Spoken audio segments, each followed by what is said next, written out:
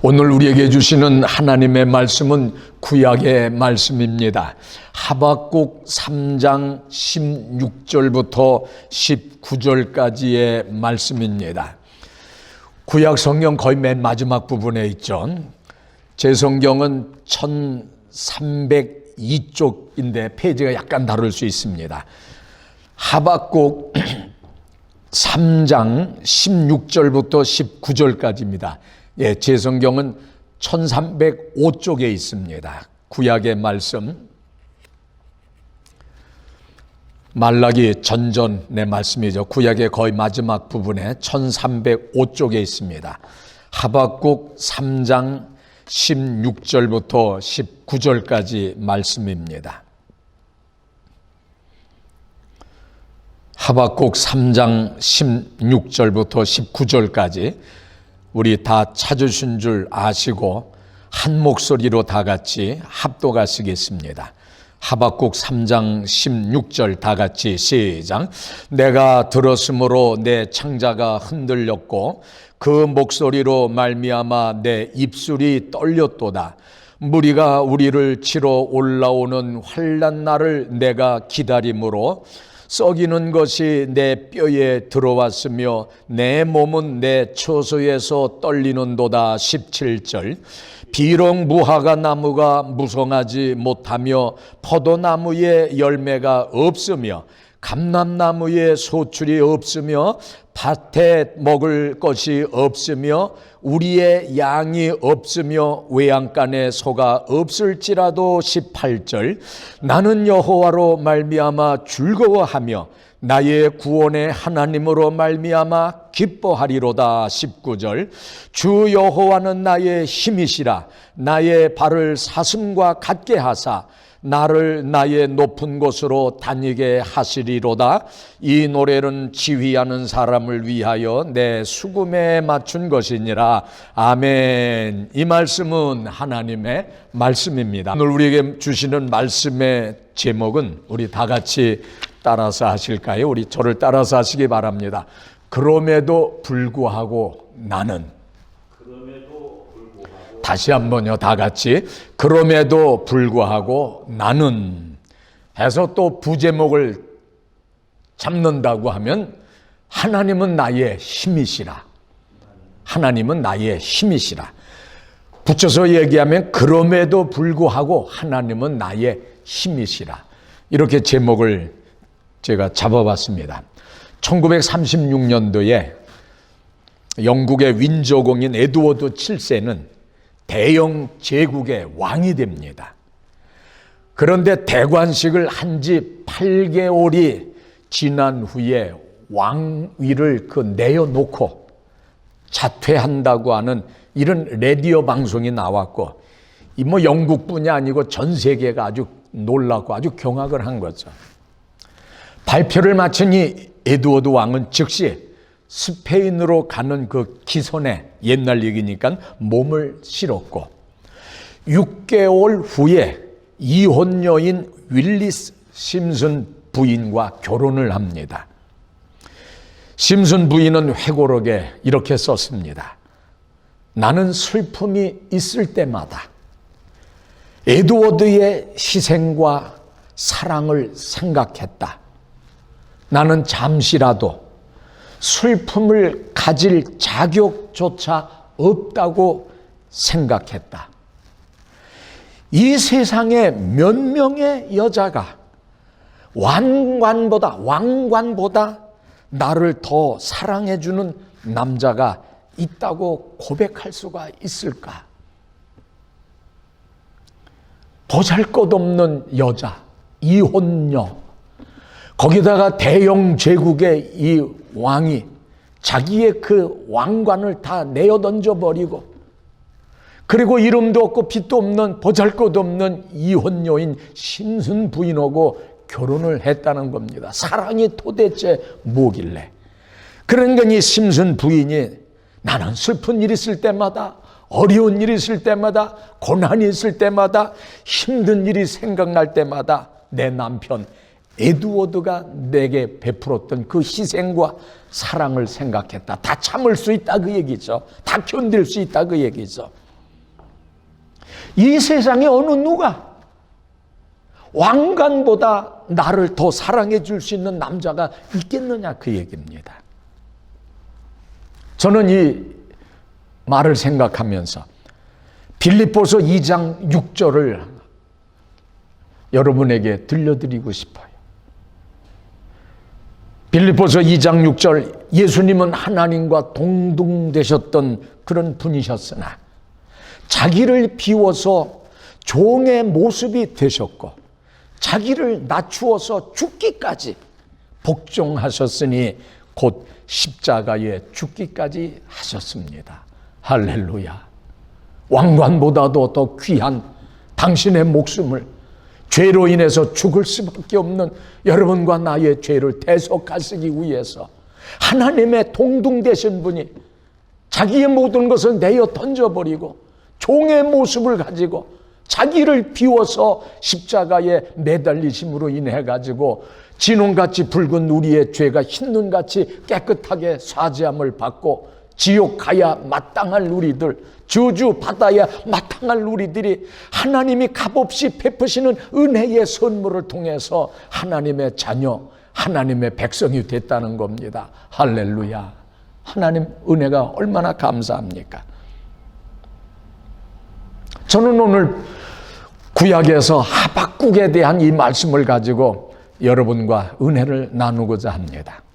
저는 말씀을 증거할 때에 약간 성경 공부 비슷하게 이 성경 구절을 많이 읽으면서 말씀을 많이 푸는 이유가 설교 말씀을 들으면서 또 성경 공부도 같이 이중으로 하는 그런 효과를 제가 염두에 두고 하는 거니까 여러분 그렇게 이해를 하시고 하나님의 말씀을 가만히 여러분 들으시면서 은혜도 받고 성경 공부도 같이 공부하는 그런 여러분과 내가 되기를 바랍니다. 구약 성경을 우리가 쭉 창세기, 출애굽기, 레위기, 민수기, 창출, 예민, 신여, 사로사, 연력, 애느에, 욥시, 잠전, 아이, 하스학, 스말. 저는 구약을 이미 다 외웠어요. 창세기, 출애굽기, 레위기, 민수기, 신명기까지는 다 하잖아요. 창출, 예민, 신여, 사로사, 연력, 애느에, 욥시, 잠전, 아이, 예해, 다호요, 하스학, 스말. 구약이 다 외워지는 거예요. 신약은 마태, 마가, 누가, 요한은 다 외우잖아요. 공간부, 로고갈, 에빌골대, 디빌히압의 요유게. 저는 신약 다 외워서 그래서 성경 찾고 그럴 적에 그냥 뭐 어딨나 하지 아니고 갈라디아서 한번 와서 로마서 생각하고 고린도 생각하고 로고갈, 에베소서, 에베소서, 로고갈, 갈라디아 요 사이에 있다는 걸 딱 그렇게 염두에 두면서 성경을 아마 다른 누구보다도 저는 빨리빨리 찾을 거예요. 구약 성경에서 이 기록한 구약 성경을 기록한 사람들 중에서 자기 자신을 자기 스스로 선지자라고 소개하는 사람 딱 3명이 나오는데 하박국, 오늘 본문 하박국 선지자, 그 다음에 학개, 그 다음에 스가랴, 이 3사람입니다. 이 사람은 이 자기들 그 하박국서, 그 다음에 학개서, 스가랴서 쓰면서 자기 스스로 선지자라고 자기를 소개하고 그러면서 성경을 풀어나가요. 선지자라고 하는 말 많이 들었죠. 선지자, 선지자, 선지자. 일반적인 뜻은 앞에 자, 앞, 그리고 선, 그러니까 앞에 놓은 앞선자고, 그 다음에 지식 안다고 하는 알지, 그래서 선지. 이거는 뭐냐 하면은 미리 안자, 그런 뜻입니다. 남보다 먼저 깨달아서 그리고 앞일을 미리 말하는 사람들. 일반적으로 세속적으로 무당들, 굿하는 사람들, 점쟁이들, 자기들 자칭 스스로 용한 점쟁이, 선지자, 세상에서 얘기하는 그 의미하고 성경에서 얘기하는 이런 선지자의 의미는 하늘과 땅 차이, 천국과 지옥의 차이입니다. 선지자라고 하는 말은 히브리어로 로에, 호제, 나비, 이 3가지 용어를 사용하는데 성경에서 말하는 선지자라고 하는 것은 하나님의 영. 왜냐하면 히브리어로 이 로에라고 하는 말은 르하 엘로힘, 이거는 하나님의 영. 르하에 대해서는 지난 주간 성령 강림주일에 제가 설명 충분히 했죠. 선지자라고 하는 것은 르 엘로힘, 하나님의 영, 하나님의 영에 그냥 꽉 붙들려 가지고 아예 그냥 사로잡혀 가지고 그러면서 하나님의 비밀을 보고 알고 전달해 주는 그런 사람이에요. 우리는 이런 사람들을 하나님의 대언자라고 그렇게 부릅니다. 요즘에 뭐 목사님들 소개하고 그럴 때 이 시대의 대언자, 뭐 이 시대의 선지자, 그런 표현은 좀 안 썼으면 좋겠어요. 선지자, 선견자, 예언자 다 같은 뜻이에요. 어려워하지 마세요. 선지자, 선견자, 예언자 같은 말이에요. 아빠, 아버지, 파파 다 같은 뜻이에요. 혼동하지 마세요. 예언자들은 하나님의 말씀을 전달하는 사람들로서 내가, 이게 중요한 말이에요. 내가 본 것을 전하는 것이 아닙니다. 주께서 보여주신 것을 전하고 말하는 사람입니다. 참 중요한 말이에요. 다시 한번 말씀드릴까요? 선지자, 선견자, 예언자 이 사람들은 자기가 본 것을 여러분들에게 얘기해 주는 사람이 아니에요. 어떤 사람 뭐 내가 뭘 봤다 들었다면서 막 가자. 그거 잘못된 거예요. 내가 보면은요, 귀신도 볼 수 있어요. 귀신이 천사로 착각해가지고 잘못 가르쳐 줄 수 있어요. 그래서 내가 본 것을 전하는 사람이 아니에요. 주께서 보여주신 것을 그대로 전하는 사람이에요. 아멘. 중요한 말씀이에요. 이들이 전하는 내용에는 칭찬, 아마 축복의 말씀도 있습니다만은 경책, 책망, 경고, 저주, 심판 등의 말씀이 있어요. 예수님 오시기 전까지, 말라기서까지가 예수님 오시기 전까지죠. 그리고 난 다음에 한 400년 가까이 전후로 해가지고 어느 학자는 뭐 300년, 200년 여러 가지 얘기하면 그 암흑기가 지나고 난 다음에 그리고 예수님이 오십니다. 이 말라기선까지의 이 뭐 선지자들이 막 활동을 많이 하죠. 이 사람들은 딱 두 가지, 하나님의 심판과 하나님의 축복입니다. 하나님의 언약을 지키면 축복, 하나님의 그 언약을 어기면은 심판, 저주, 이 두 가지를 딱 증거한 거예요. 이외에는 말씀 없어요. 다 그거 설명한 거예요. 선지자, 예언자들, 선견자들이 하는 이 구약의 모든 말씀은. 그런데 오늘 본문에 이 하박국이라고 하는 말, 어느 사람은 성경 공부할 적에 성경 하박국 하니까 무슨 선지국, 뭐 해장국 아니에요. 그런 선지국, 해장국이 아니고 선지자의 이름이 하박국이라는 이름이에요. 이 이름의 뜻은 뭐냐면 껴안는 자, 매어 달리는 자, 그런 뜻입니다. 정말 우리는 하박국의 이름의 뜻처럼 시험과 환난과 고통 중에서도 하나님 꽉 그냥 껴안고 붙들고 놓지 말아야 돼요. 절대로 놓으면 안 돼요. 그리고 환난과 시험과 연단과 고통 중에서도 하나님께 꽉 매달렸으면 이 매달린 거 놓치지 말아야 돼요. 그래서 타치, 디타치라는 말이에요. 타치, 디타치라고 하는 건 그냥 뭐 굴 같은 거 돌에 붙었는 바닥에 붙었으면 뭐 꽉끼로 망치로 깨지기는 절대로 안 돼요. 하나님 앞에 완전히 우리는 붙잡혀 있어야 돼요. 하박국이라고 하는 이 뜻이 그런 뜻이에요. 통일 왕국 이스라엘. 참 생소한 말이겠죠. 그러나 성경 공부하신 분들은 알잖아요. 이스라엘이 이제 통일이 되잖아요. 하나님께서 사울을 이제 족장, 부족들로 막 뒤죽박죽 되다가 이제 하나님께서 우리도 왕을 세워야 되겠다. 왕을 세워주소 해서 해가지고 사울을 하나님께서 이스라엘의 첫 번째 왕으로 세우잖아요. 사울, 그 다음에 사울의 아들, 아들이 안 되고 그 다윗이 그 2대 왕이 되죠. 그리고 다윗의 아들이 3대 왕이 되는데 그게 솔로몬이죠. 각각 뭐 37년, 40년 계산하는 법이 다르지만 거의 보편적으로 40년씩 120년 동안 유지되다가 이 솔로몬 아들, 이 르호보암이 너무 그냥 착취를 하고 세금을 많이 거둬들이고 그냥 우상신 섬기고 막 난리 막 하는 거예요. 그러니까 이 신하 중에 아주 충신한 신하 중에 한 여로보암이 왕이여 제발 그러지 마시고 세금을 탕감없이고 이걸 하는데 말을 안 듣는 거예요. 그래가지고 자기 따르는 사람들 해가지고 나라를 둘로 쪼개가지고 북이스라엘, 그 다음에 현재는 남이스라엘인데 북이스라엘 10부족이 갖고 이 남쪽에는 이 뭡니까? 2부족밖에 없었어요. 그래가지고 나라가 둘로 나눠지게 되죠. 그래서 남쪽에는 남유다, 북쪽에는 북이스라엘 그랬는데 그 당시에 이스라엘 하면은 지금의 이스라엘이 아니고 그 북쪽 북유다, 남쪽에는 남유다. 그런데 이걸 쉽게 유다는 남쪽에 있는 나라고 그 다음에 이스라엘은 북쪽에 있는 이스라엘. 그러나 뭐 북이스라엘, 남유다 여러 가지 용어로 씁니다만 좌우지간 둘로 나라가 갈라졌어.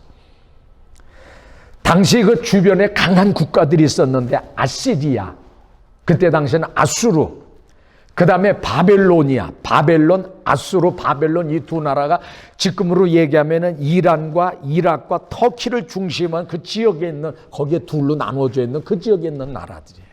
이란, 이락, 그 다음에 터키 중심으로 해가지고 그 지역에 있는 나라들이 이쪽에는 아수르가 있었고 이쪽에는 바벨론 나라. 이게 강대국이 막 이러니까 이스라엘은 그 안에서 그냥 샌드위치가 돼가지고 우리나라 입장하고 똑같잖아요. 양쪽 나라에다 막 조공 바치고 막 이쪽 편 들으면 여기서 쳐들어오고 이쪽에다 바치면 또 여기서 아주 뭐 얼마나 우리 대한민국하고 똑같은 상황이었어요. 북이스라엘은 19명의 왕이 다스리다가 BC 722년 아수르에 의해서 멸망하고 남유다는 르호보암을 시작으로 해서 20명의 왕이 통치하다가 BC 586년 바벨론에게 나라가 망하게 됩니다. 그런데 이 하박국 선지자가 활동하던 시대는 하나님을 배격하고 우상 숭배와 온갖 죄악이 만연하던 시대였어요. 아주 부푸른 풍선이 터지기 직전과 같은 하나님의 진노와 심판이 막 그냥 임하는 그 순간이었어요. 우상 숭배, 혼합주의, 오늘의 시대와 거의 동일한 겁니다. 오늘의 시대도 싱크리티즘, 혼합주의가 막 뒤죽박죽 섞였잖아요. 하나님의 복음이 오히려 하나님의 진리가 샌드위치가 그 사이에 오히려 되고 짓눌리고 있잖아요. 우상숭배 우리가 설명 안 해도 부족이지만 오늘 이 세상의 모든 게 다 우상숭배로 그냥 꽉 차 있잖아요. 오늘의 시대와 똑같은 상황이에요. 그래서 하박국은 하박국 시대에 그 남유대 그때다 소선지자들 활동 그 시대 활동이 아니고 오늘 이 시대의 하박국이 똑같이 이 시대 우리들에게 주시는 말씀으로 우리가 받아들여야 돼요.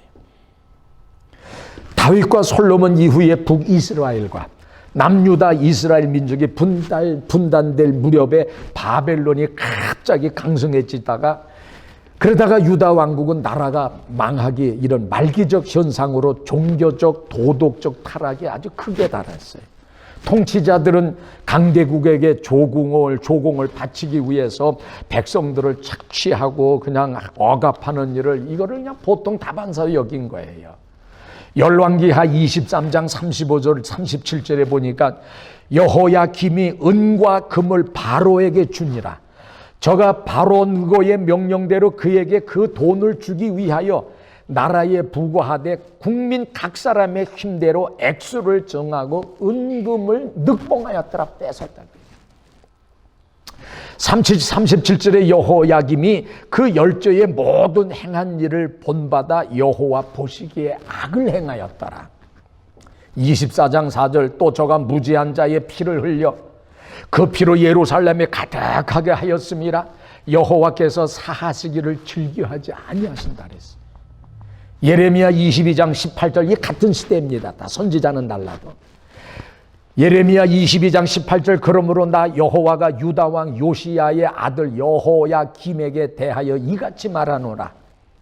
19절 그가 끌려 예루살렘 문 밖에 던지오고 나귀같이 매장함을 당하리라. 우상숭배하고 하나님을 배반하고 배기하고 그랬을 때 죄값으로 그렇게 되리라고 하는 걸 이 예레미야 선지자를 통해서 예언하는 거예요. 21절 내가 평안할 때에 내가 네게 말했으나 내 말이 나는 듣지 아니하리라 하였나니 내가 어려서부터 내 목소리를 청종치 아니함이 내 습관이라 그랬어요. 22절 네 목자들은 다 바람에 삼키울 것이요 너를 사랑하는 자들은 사로잡혀 가리니 그때에 네가 반드시 네 모든 악을 인하여 수치와 욕을 당하리라. 25절 내 생명을 찾는 자의 손과 너의 두려워하는 자의 손 곧 바벨론 왕 느부갓네살의 손과 갈대아인의 손에 줄 것이라. 나라 빼앗긴다는 거예요. 망한다는 거예요. 종교적 타락, 도덕적 타락, 백성들을 착취당하고 심지어 선지자 예후디가 시편을 막 낭독하면은요, 그 두루마리기를 그냥 화로 불에 그냥 막 던져가지고 태워버리고 저놈 죽여라 그냥, 예? 막 이를 갈면서 하나님의 말씀을 선포하는 자들을 감옥에 가두는 일까지 행하는 일이 예레미야 36장 20절 23절. 얼마나 시대가 악한 시대예요. 하박국 1장 2장에 보면은 똑같은 상황이에요. 당시 시대의 상황을 설명하는 단어들이 나옵니다. 그냥 제가 제목만 뽑아봤어요. 1장 2절에 강포, 간악, 폐역, 겁탈, 강포, 변론, 분쟁, 이게 다 거기 나와 있는 그 용어들인데 제가 낱말만 좀 뽑은 거예요. 4절 율법, 해이, 공의, 불의, 악인들의 득세, 공의가 굽게 행함. 4절 교만, 부정직. 2장 5절 괴휼, 욕심. 7절 노략. 15절 분노, 음란. 18절 우상숭배. 다 그냥 하박국 시대의 상황이 1장 2절에 다 그런 내용들이에요. 새긴 우상은 그 새겨 만든 자에게 무엇이 유익하겠느냐? 부어 만든 우상은 거짓 스승이라 만든 자가 이 말하지 못하는 우상을 의지하니 무엇이 유익하겠느냐? 하박국 시대가 그런 시대였어요. 이러한 남유다 사회의 죄악된 생활을 목도한 이 하박국 선지자는 하나님께 가서 다 이렇게 호소를 하소연하고 하나님께 호소합니다. 1장 2절 3절 여호와여, 내가 부르짖어도 주께서 듣지 아니하시니 어느 때까지입니까? 내가 강포를 인하여 외쳐도 주께서 구원치 아니하시나이까? 3절 이러므로 율법이 해이하고 공의가 아주 시행되지 못하오니 이는 악인이 의인을 에워쌌으므로 공의가 굽게 행함이니이다. 공의의 하나님께서 왜 악인들을 징계하지 아니하십니까? 하고 그냥 하나님께 하소연하고 막 탄원하는 거예요. 이에 대해서 하나님께서 하박국 선지자에게 1장 5절 11절에 다음과 같은 예언의 말씀을 하박국이 두 번, 세 번 하나님께 묻고 하나님은 대답하는 형식이에요. 남유다의 죄악을 결코 묵과하지 않을 것이며, 하박국아 잘 들어라. 때가 되면 이방 민족 바벨론을 심판의 도구로 사용해서 남유다의 죄악을 징계하겠다 경고합니다. 하나님 왜 이렇게 내가 부르짖어도 이 백성을 이대로 내버려 둡니까? 막 그러니까 하나님께서 이렇게 대답합니다. 하박국 선지자는 하나님께 또 질문합니다. 그런데 하나님, 한 가지 이의가 있습니다. 하나님, 하필이면 왜 남유다보다 더 패역하고, 그러니까 우리나라보다 더 패역하고 하나님을 모르는 이방 족속인 바벨론을 들어가지고 하나님의 백성인 이 남유다를 심판하려고 하십니까? 하면서 하나님께 되묻는 거예요. 그때 하나님께서 두 가지로 답변합니다. 첫째, 범죄한 남유다를 징계하시기 위해서 잠시 바벨론을 들어 사용하실 뿐 바벨론도 그들이 뿌린 죄악의 대가로 심판받아 반드시 멸망시킬 것이다. 두 번째, 그리고 끝까지 견디고 믿음을 지킨 의인들은 결국 승리를 얻을 것이다. 2장 1절부터 20절에 나와 있는 내용의 요약입니다. 그러면서 여기 유명한 하나님의 말씀이 나옵니다.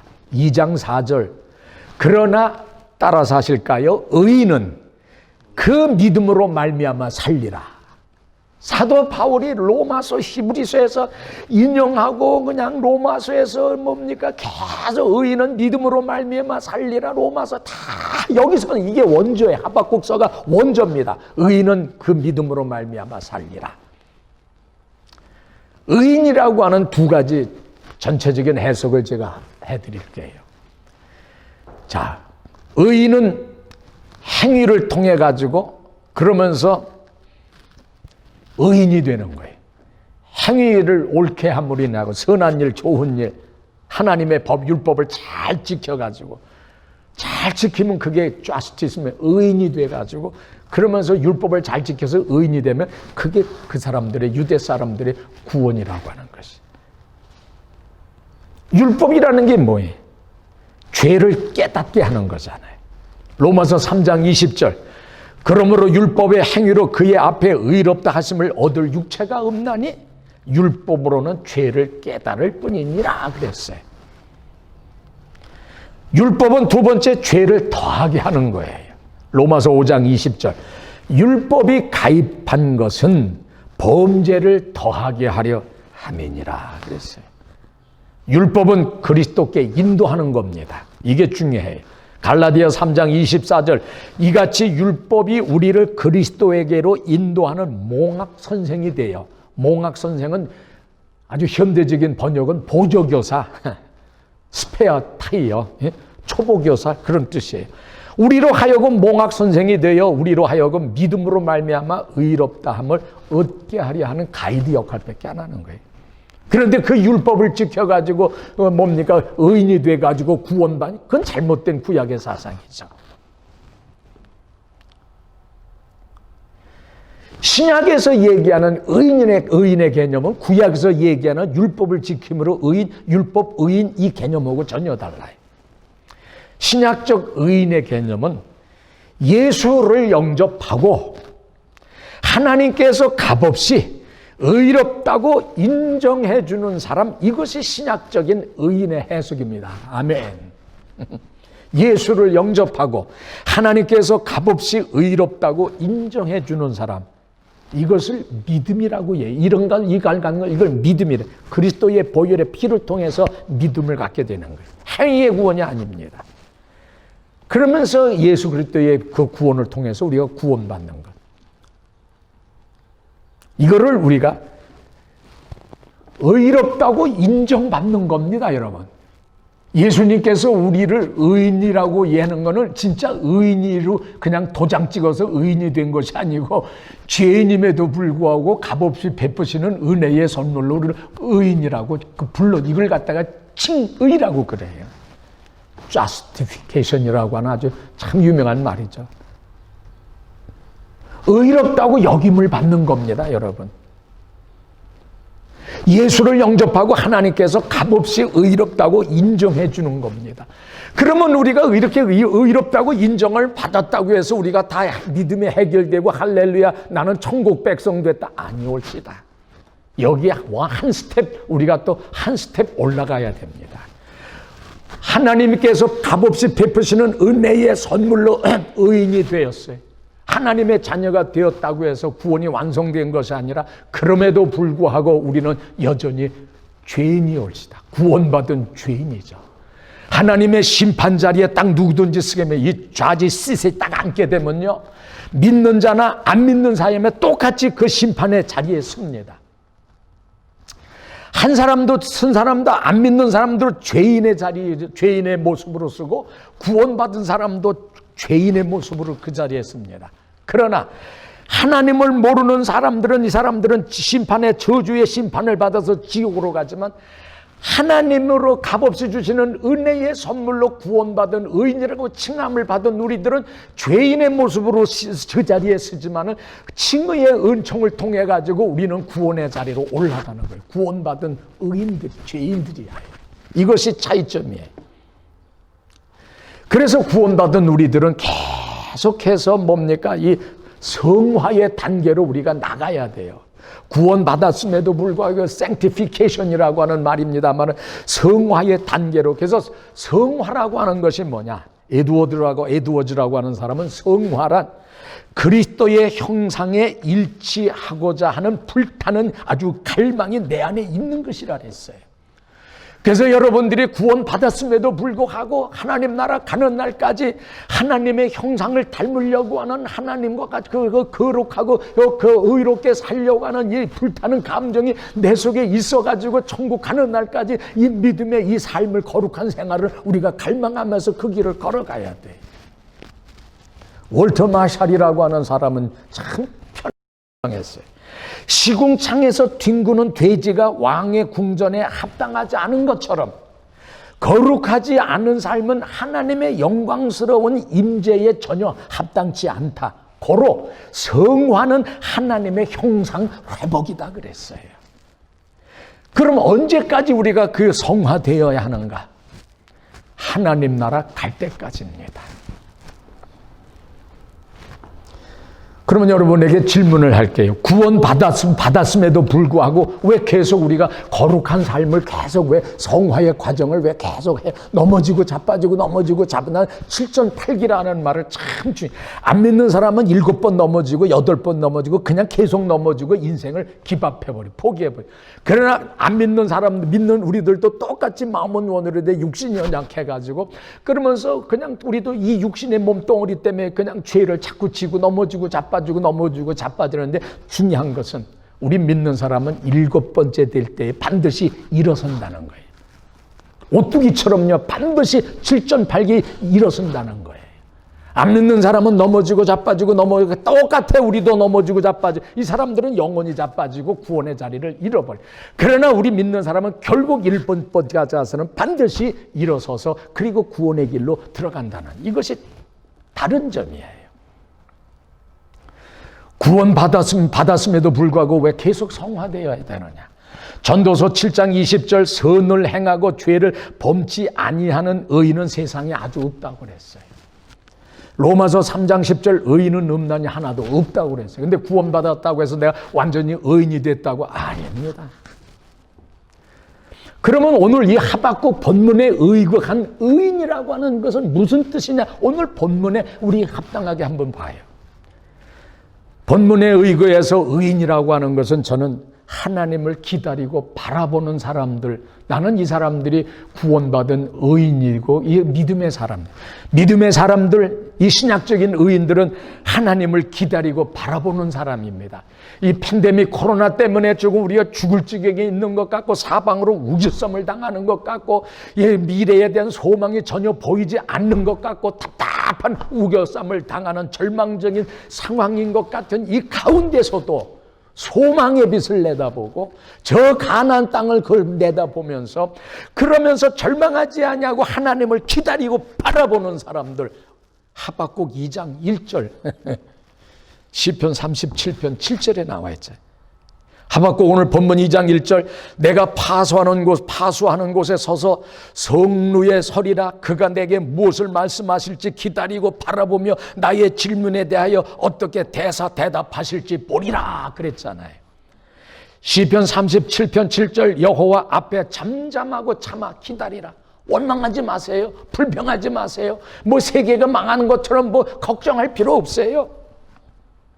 자기 길이 형통하며 악한 꾀를 이루는 자를 인하여 불평하지 말라 그랬습니다. 요즘 같은 답답한 상황 속에서 여러분 불평하거나 원망하지 마세요. 하나님의 그 어떤 선한 어떤 그 비전, 그 뜻이 있다고 하는 그 믿음을 가지고 망루에 서서 참아서 기다리고 바라보세요.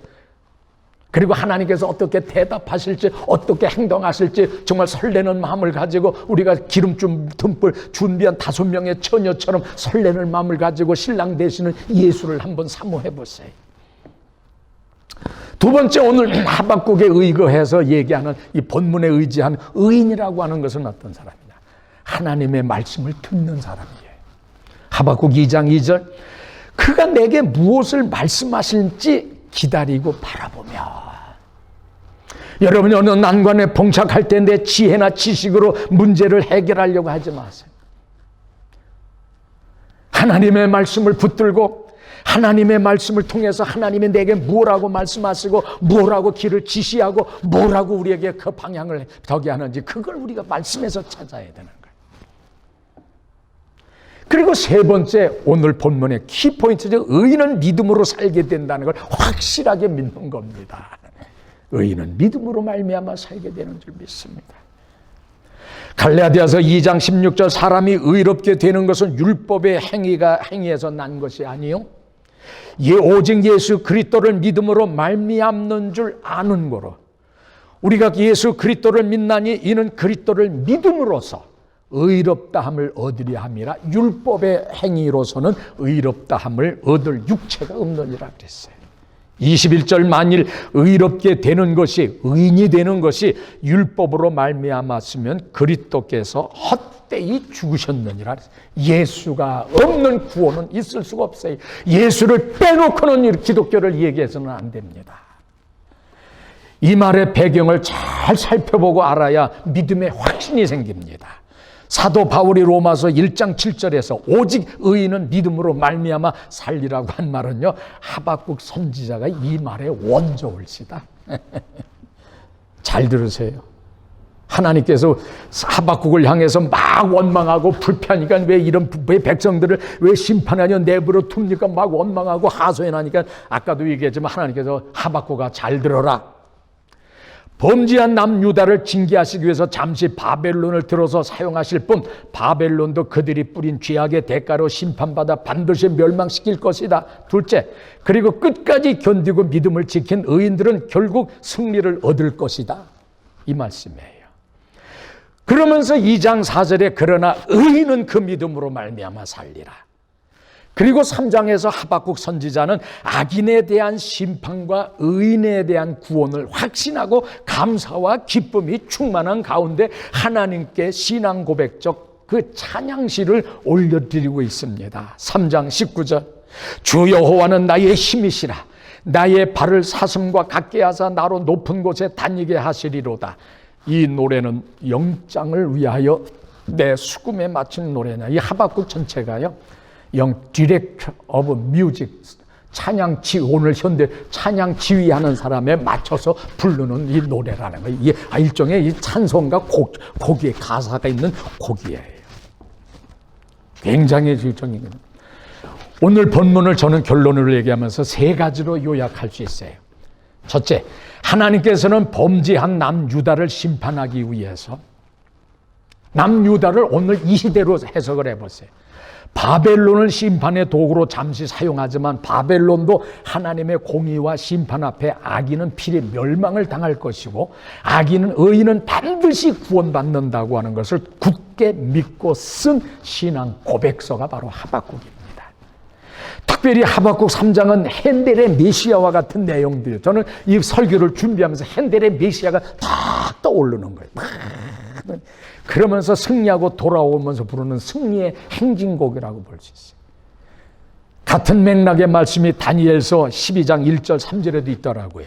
1절 그때에 내 민족을 호위하는 대군 미가엘이 일어날 것이요 또 환란이 있으리니 이는 개국 이래로 나라가 생긴 이래 그때까지 없던 환란일 것이며 그때에 내 백성 중 무릇 책에 기록된 모든 자가 구원을 받을 것이라. 2절 땅의 티끌 가운데서 자는 자 중에 많이 깨어 영생을 얻는 자도 있겠고 수욕을 받아서 무궁히 부끄러움을 입을 자도 있을 것이며 3절 지혜 있는 자는 궁창의 빛과 같이 빛날 것이요 많은 사람을 옳은 대로 돌아오게 하는 자는 별과 같이 영원토록 비추리라. 12절 너는 가서 마지막을 기다리라. 이는 네가 평안히 쉬다가 끝날에는 내 업을 누릴 것임이니라. 세 번역에는 세상 끝날에 너는 일어나 한 몫을 차지하게 될 것이라 그랬어요.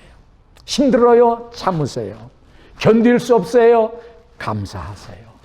미치겠어요? 찬송하면서 하나님을 바라보세요. 팬데믹 때문에 절대로 세계 안 망합니다. 불안하고 앞으로 미래에서 부정적으로 얘기하지만 하나님께서 지금 그냥 너무 트래픽이 많아가지고 트래픽이 많이 생겨가지고요. 죄악 때문에 이 세상이 엉망진충 질서가 막 흔들려가지고요. 하나님께서 지금 교통정리하신다고 생각을 하세요. 지금 교통정리하는 중입니다. 두 번째로 이제 하박국 선지자는 하나님의 심판이 와도 두렵지 않게 됩니다. 하나님께서 온역을 몰고 오시고 지진이 나서 땅속에서 불덩어리가 솟구쳐 올라와도 두렵지 않다고 여기 하박국 3장 5절 온역이 그 앞에서 행하며 불덩이가 그 발밑에서 나오도다. 6절 그가 서신즉 땅이 진동하며 그가 보신즉 열국이 전율하며 영원한 그런 산이 무너지며 무궁한 작은 산이 엎드러지나니 그 행하심이 예로부터 그러하시도다. 7절 내가 본즉 구원의 장막이 환란을 당하고 미디안 땅의 휘장이 막 흔들리는도다. 하박국이 두렵지 않은 이유는 3장 13절 주께서 백성을 구원하시려고 이 단어가 여기 들어있어요. 뒤죽박죽 난리가 나고 막 바벨을 통해서 그냥 나라를 막 하고 그냥 심판하고 이제 나라가 포로로 잡힌 난리가 나는데, 그러나 결론 마지막 페리오드는 그 와중에도 13절에 주께서 백성을 구원하시려고 기름 부은 자들을 구원하시려고 나오사 악인의 진머리를 치시며 그 기초를 끝까지 드러내셨도다. 그러면서 셀라, 할렐루야, 그런 단어가 들어가 있는 거예요. 내가 하나님의 심판의 경고를 들었을 때의 그 하박국의 모습, 오늘 본문의 말씀입니다. 16절. 내가 그 말을 들으니까 내 창자가 막 흔들리는, 심판한다고 하는 거, 진노의 심판이 그냥 막 지진이 일어나는다니까 그 소리를 듣고 내 창자가 막 뒤틀리는 거예요. 무서워서. 그 목소리 일어나요. 내 입술이 떨려도 그 소리에 나의 입술이 덜덜덜덜 떨린다는 거예요. 심판이 막 불심판이 온다니까. 무리가 우리를 치러 올라오는 환난 날을 바벨론 국민족들이 막 그냥 막 온 그런 소리가 막 들어오는데 내가 겁이 나지고 내가 뼛속에 막 썩어 들어가는 거예요. 내가 기다림으로 내 뼈에 썩이는 것이 들어왔으면 내 몸은 내 처소에서 떨리는, 나의 다리가 그 소리를 들으니까 무서워서 후덜덜덜거리고, 그러나 나는 우리를 침략한 백성들이 재난 당할 날을 참고 기다리겠다. 세 번역입니다. 그러면서 그럼에도 불구하고, 따라서 하실까요? 그럼에도 불구하고 17절, 너무 난 이 말씀이 너무너무 좋아요. 이 말씀 때문에 내가 하박국을 좋아하는 거예요. 비록 무화과 나무가 무성치 못하며 무화과 나무에 과일이 없고 포도나무에 열매가 없으며 포도나무에 열매가 없을지라도, 세 번역 같이 해요.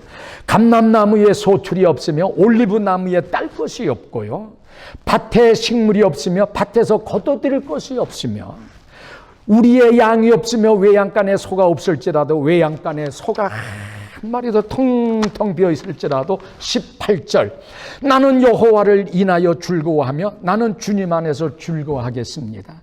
나의 구원의 하나님을 인하여 기뻐하리로다. 나를 구원하신 하나님 안에서 내가 즐거워하리라. 19절. 그러면서 주 여호와는 나의 힘이시라. 오늘 본문의 제목이에요.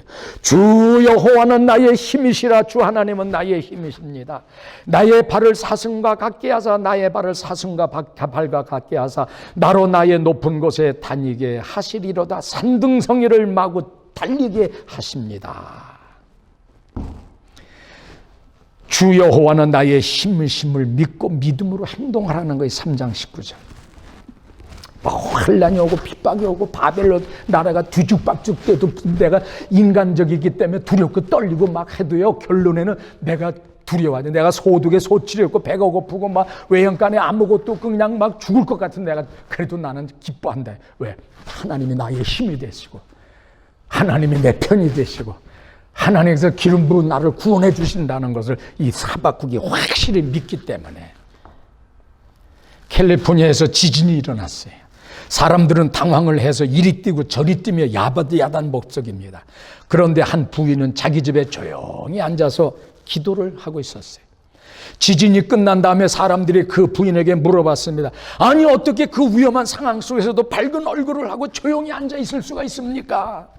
부인은 대답하기를요, 나는 우리 하나님께서 온 세상을 그토록 흔드실 수 있는 능력의 하나님이신 것을 생각하며 그런 중에서도 나를 안전하게 붙들어 주시는 하나님이신 것을 생각하니 무서워하거나 떨 이유가 없었습니다 하더랍니다. 할렐루야. 그래서 마틴 로이스 존스 목사 같은 사람은 이 하박국을 갖다가 두려움에서 믿음으로 하나님의 자비를 보여주는데, 이건 하나님의 잔인한 자비라고 이렇게 아주 설명을 했어요. 맨 처음에 그냥 나라가 막 죄값으로 막 뒤죽박죽 그냥, 그런데 하박국이 그 가운데서 하나님은 나의 힘이시고 기름 부음 받은 나를 구원하신다는 이 말씀을 두려움에서 믿음으로 바뀌잖아요.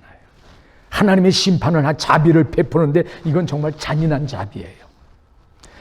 그럼 우리가 섬기는 하나님은 어떤 하나님이냐? 오늘 본문에 의거하면 사무엘상 2장 6절 7절, 여호와는 죽이기도 하시고 살리기도 하시고 음부에 내리기도 하시고 올리기도 하시는 분이라 그랬어요. 7절에 여호와는요, 가난하게도 하시고요, 부하게도 하시고요, 낮추기도 하시고요, 높이시기도 하시는 분이라 그랬어요. 8절, 가난한 자를 진토에서 일으키시고요, 빈핍한 자를 거름동에서 드시 드러내시고요. 귀족들과 함께 앉게 하시고요. 영광과 위를 차지하게 하시고요. 땅의 기둥들은 다 여호와의 것이라고 그랬어요. 여호와께서 세계를 그 위에 세우셨다고 그랬어요. 아멘. 9절, 그가 그 거룩한 자들의 발을 지키실 것이라 그랬어요. 악인으로 흑암 중에 잠자게 한다고 그랬어요. 힘으로는 이길 사람이, 하나님을 이길 사람이 없다고 그랬어요. 10절, 여호와를 대적하는 자는 산산이 깨어진다고 그랬어요. 하늘 우레로 그들을 치시리라고 그랬어요. 여호와께서 땅끝까지 심판을 베푸신다고 그랬어요. 자기 왕에게는 힘을 주신다고 그랬어요. 자기의 기름 부은 받은 자의 뿔을 높이신다고 그랬어요. 아멘. 뭘 걱정하십니까? 뭘 근심하십니까? 뭐 때문에 두려워하십니까? 찬송가도 있잖아요. 너 근심고 걱정 말아라 주 너를 지키리. 이 찬송가도 있잖아요. 하박국 3장 16절 19절 오늘 이 말씀하고 마칩니다. 내가 들었으므로 내 창자가 흔들렸고 그 목소리 인하여 내 입술이 떨렸도다. 무리가 우리를 치러 오는 환난 날을 내가 기다림으로 내 뼈에 썩이는 것이 들어왔으며 내 몸은 내 처소에서 떨리는도다. 비록 무화과 나무가 무성치 못하며 포도나무에 열매가 없으며 감람나무에 소출이 없으며 밭에 식물이 없으며 우리의 양이 없으며 외양간에 소가 없을지라도, 제가 좀 빨리 하도 이해하세요. 나는 여호와를 인하여 즐거워하며 나의 구원의 하나님을 인하여 기뻐하리로다. 주 여호와는 나의 힘이시여 나의 발을 사슴과 같게 하사 나로 나의 높은 곳에 다니게 하시리로다. 아멘. 뭘 두려워해? 이런 하나님이 내 편이신데. 고 케네디 대통령의 모친 로즈 케네디가 104세의 장수를 누리고 세상을 떠났습니다. 오래 사셨죠? 104세면. 그분은 좋은 일도 많았지만 큰 고통 속에서 평생을 살았던 분이에요. 큰아들 존 케네디 대통령은 암살당하고 둘째 아들 로버트 법무부 장관도 가장 유력한 후보였지만 암살당했죠. 딸은 정신 박약아로 평생 어머니 가슴에 아픔이 되었고, 아들, 딸 9을 낳아 키웠는데 비행기 사고로 죽은 아들도 있고 모두 행복하지 못했어요. 이런 고통의 연속 속에서도 로즈 케네디 여사는 품위와 신앙을 그런 품격을 잃은 일이 없다고 언론은 앞을 다투면서 그에게 찬사를 보냈어요. 그녀는 실제로 십자가를 지는 삶을 살았다고 했어요. 그리고 믿음은 이렇게 실제적인 것이라고 그가 얘기합니다. 그녀는 말합니다. 예수님의 손을 잡고 있었기에 모든 고통을 견딜 수 있었습니다. 아멘. 캐먼스 윌슨이 아침에 출근해 보니까 책상에 해임 통보서가 놓여 있었어요. 사장한테 가서 왜 날 파이어 시켰습니까? 해임합니까? 하고 내가 열심히 이렇게 일했는데 이유가 뭡니까? 하면서 컴플레인이나 항의를 해도 소용이 없었어요. 직장에서 쫓겨난 그는 몇 달간 방황하다가 집에 돌아와서 부인에게 말했습니다. 여보, 나 자살하고 싶어. 내가 해볼 건 다 해봤는데 소용이 없구만. 안 돼. 그러자 부인이 엄하면서도 진지한 목소리로 말합니다. 당신은 다 해봤다고 말하지만 내가 보니 당신은 한 가지를 안 했어요. 당신 기도했어요. 정신이 번쩍 든 이 캐먼스 윌슨은 그때부터 부인과 손잡고 하나님께 기도하기 시작했습니다. 그렇게 기도하는 사이에 회사 사장을 미워하고 주변 사람을 미워하던 부정적이고 폐쇄적인 그런 마음이 눈 녹듯이 다 사라지고 세상에 다시 한번 기쁨과 그러면서 감사와 그런 참빛이 짱짱한 그 비전에 그러고 보이는 거예요. 복수하겠다던 마음이 사라지고 다시 해보겠다고 하는 그런 생각이 오뚜기 정신이 팍 살아난 거예요. 국리 끝에 그는 은행에다 집을 담보로 대출을 받아 조그만 집을 졌어요. 그런데 짓기도 전에 팔려버렸어요. 또 짓고 팔고 하면서 나중에는 건설회사가 되었어요. 그리고 난 다음에 이번이 호텔을 운영해야 되겠다고 하는 생각을 들었고 미국 전역에 호텔 체인망을 만들었어요. 그리고 하나님께 소원 기도를 했어요. 하나님, 내게 물건을 주시면은 제가 은퇴하신 목사님들을 위해서 은퇴한 것을 머물 수 있는 그 은퇴집을 짓겠습니다. 그리고 10의 1조는 반드시 하나님 아버지 앞에 드리겠습니다. 이 두 가지 약속을 했어요.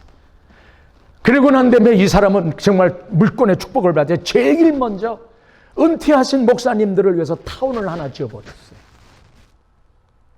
복받을 일을 한 거죠. 여러분 축복받을 일을 하세요. 축복받을 행동을 하세요. 지금은 전 세계로 체인망이 확장되어 있는데 그 호텔이 바로 홀리데이 호텔입니다. 홀리데이 인 세계 어디 가든지 있잖아요. 괴롭고 억울해도 하나님 앞에 서면 하나님께 해답이 있음을 기억해야 합니다. 그리고 더 큰 축복이 여러분을 기다리고 있는 거예요. 부산 대학병원 응급실의 게시판에 게재된 항상 감사기라는 제목이 글이 이렇게 붙어있지 지금 있는지 모르겠어요. 저도 저 책에서 본 거니까요. 10대의 자녀가 반항하면 그건 아이가 거리에서 방황하지 않고 집에 있다는 것이고, 그래서 감사라 그 뜻이에요. 지불해야 할 세금이 있다면 그건 나에게 직장과 재산이 있다는 것이고, 그래서 감사라고 얘기해요. 파티를 하고 나서 치워야 할 것이 너무 많다면 그건 친구들과 즐거운 시간을 보냈다는 것이고, 그래서 감사하라. 옷이 몸에 좀 끼인다면 그건 잘 먹고 잘 살 수 있다는 것이고, 깎아야 될 잔디, 닦아야 될 유리, 고쳐야 될 그 하수구가 있다면 그건 나의 집이 있다는 것이고, 주차장 맨 끝 먼 곳에 겨우 자리 하나가 있다면 그건 내가 걸을 수 있는 데다가 차도 있다는 것이고, 난방비가 너무 히팅값이 많이 나왔다고 하면 그건 내가 따뜻하게 살고 있다는 것이고, 교회에서 뒷자리 아줌마의 엉터리 찬송이 영 거슬린다면 그건 내가 들을 수 있다는 것이고, 세탁하고 다림질해야 할 일이 산더미처럼 있다면 그건 나에게 입을 옷이 많다는 것이고 감사라고 얘기해요. 온몸이 피곤하고 뻐근해진다면 그건 내가 열심히 일을 했다는 것이고 원망하지 말고 감사라고 얘기해요. 이른 새벽 시끄러운 잠영종 소리에 깼다면 그건 내가 아직 살아있다는 것이고, 이메일이 너무 많이 쏟아진다면 그건 나를 생각하는 사람들이 그만큼 많다는 것이겠지요. 그랬어요. 감사하게 얘기해요. 원망하지 말고 불평하지 말고. 워런 워십이라고 하는 학자는 이렇게 말해요. 하박국의 변화를 세 가지로 얘기합니다. 아주 1장, 2장, 3절을 세 말로 요청. 1장에서는 염려자. 하나님이 막 그냥 심판하고 막 이런 얘기만 무서워. 그냥 하박국이 항의하다가 그냥 펄펄펄 또 무서워 떨잖아요. 그냥. 워리어. 그걸로 시작이 돼요. 2장에 가서는 하나님이 막 이렇게 그냥 건축 설계하듯이 그냥 쪼목쪼목 바벨론도 다 쓰는 거 하면서 이렇게 좀 막 설명하니까는 하박국이 이렇게 입을 벌리고 쳐다보면서 하나님이 그렇게 하나의 관찰자, 워저로 보는 거예요. 그리고 난 다음에 하나님께서 기름 부은 자를 사고 하나님은 나의 힘이라고 그러면서 아무것도 없이라도 함께하고 힘이 되는 거 구원한다고 하니까 너무 힘이 나가지고 3장에 가서는 엎드려가지고 예배자 워시퍼가 돼가지고 하나님을 찬양하는. 그래서 염려자, 관찰자, 예배자 이 세 가지로 딱 표현했는데 맞는 말이에요. 결론 시편 57편 11절 하나님이여 주는 하늘 위에 높이 들리시며 주의 영광이 온 세계 위에 높아지기를 원하나이다. 우리 이 믿음 가지고 사세요. 하나님이여 주는 하늘 위에 높이 들리시며 주여 주의 영광이 온 세계 위에 높아지기를 원하나이다. 이 믿음입니다. 그리고 12장 히브리서 12장 2절 믿음의 주여 또 온전케 하시는 이인 예수를 바라보겠습니다. 믿음의 주시여 온전하게 하시는 주님이시여 그 예수를 바라보겠습니다 하는 이 믿음을 가지고 이 팬데믹의 이 어려움을 믿음으로 정복하고 다스리는 여러분이 되시기를 바랍니다. 사랑의 하나님, 하박국 선지서를 통해서 우리에게 은혜 주심을 감사합니다. 이제 심판하고 세상을 뒤흔들고 이제 하나님의 그 엄청난 죄의 우리들의 인간의 죄의 대가로 고난이 다가올지라도 그 와중에도 하나님께서는 기름 부은 자들을 건져주시고 하나님의 이름을 부르는 자들을 하나님께서는 은혜의 길로 인도하시고 그 와중에서도 비록 우리에게는 아무것도 손에 잡히는 것, 눈에 보이는 것도 없고 가진 것 아무것도 없을지라도 우리는 하나님은 우리의 힘이 되시고 우리의 능력이 되시고 우리의 축복의 근거가 되시기 때문에 우리는 두 손을 들고 하나님을 찬양하며 영광 돌리겠다고 하는 하박국의 믿음이 바로 오늘 이 시대를 살아가는 우리 모두의 믿음이 되게 하여 주시옵소서. 예수님의 이름으로 간절히 기도드립니다. 아멘.